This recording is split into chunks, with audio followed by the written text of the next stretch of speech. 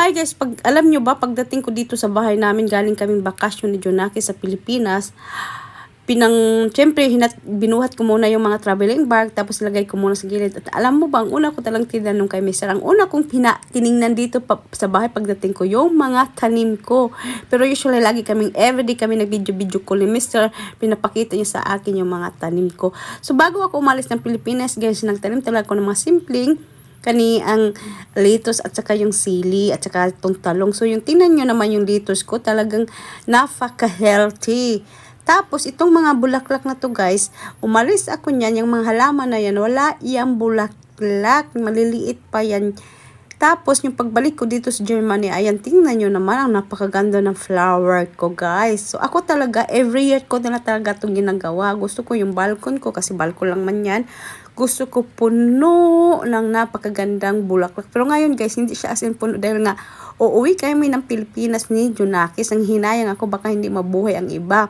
So alam nyo, tama lang talaga ang tinanim ko. Tapos pinalagaan ko lang kay Mr. Si Mr. kasi masyadong busy sa trabaho. So alam nyo naman, iba talaga ang babae mag-alaga lang halaman or mga tanim. So yung ano ko pala, yung orchids ko din namulaklak din, napakaganda. So magaling talaga din si Mr. mag-alaga sa aking mga tanim. So yan guys, ang aking mga dala dito sa Germany. So pag umuwi ng Pilipinas, ang laman sa traveling bag, chocolate. Pagbalik ng Germany, ang laman ng aking traveling bag ay ito yung mga pagkaing Pinas, mga chichirya. So tapos, si Mr. pala may pa-welcome home sa amin at saka may flower yung lamisa.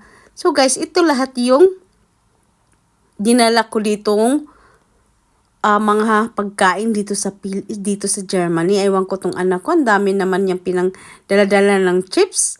So ayan guys, alam nyo bang pinaka-masaya ay yung mangga. Nagdala talaga ako 3 kilo yata yan, 2 kilo. Kasi yung mangga na yan guys, gusto ko talagang dalhin kayo, napakasarap, sobrang tamis. Tapos ayan yung iba yung talagang dinala ka. And then pagkatapos guys, nagyaya si Mr. na bago daw ako magpahuway or magpahinga, dahil pagod sa biyahe, pamalingki sa amin saglit dahil nga wala kaming food. Tapos kinabukasan sirado ang mga groceryhan. So nandito muna ako sa kaniang ibang section dahil may tinitingnan ko kung anong mayroong sale. Tapos papunta na ako doon sa kaniang section ng mga prutas. So alam nyo ba guys, akala ko hindi ko na maabutan yung cherry kasi nga nasa Pilipinas kami ni Jonakis. Pero ayan, nakakain pa ako ng cherries na bininta dito sa favorite kong restaurant. Bumili din ako ng strawberry at saka papaya. So pagkatapos nun, hindi kami nagtagal dahil niyaya ko na si Mr. Gusto ko nang umuwi. So nagpila na kami at nagbayad.